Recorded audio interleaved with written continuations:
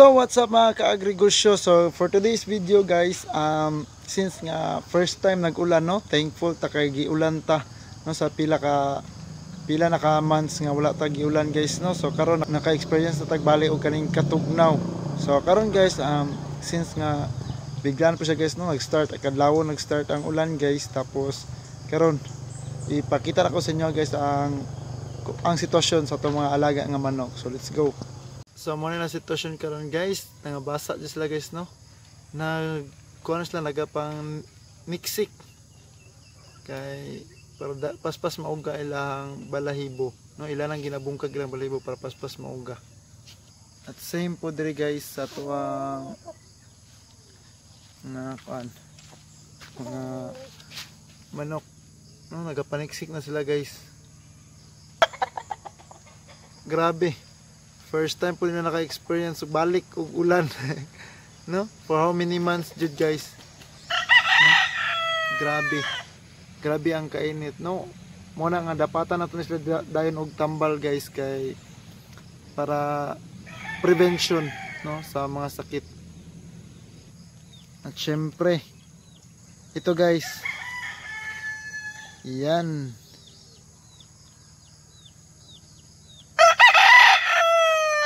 sana all basa. At ito rin guys, yan, ito yung mga cock natin guys, tong 5 na pinapakita ko sa inyo. At syempre guys, i-tour ko kayo guys, ipapakita ko rin kung ano ang sitwasyon ng ating mga stags. So let's go.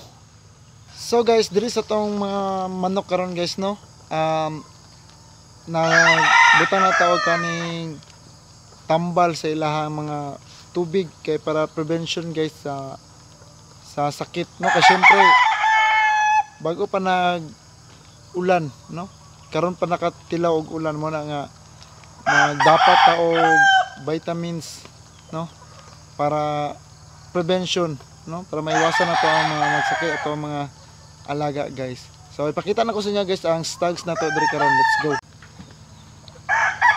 So guys, direto mga stags guys, no?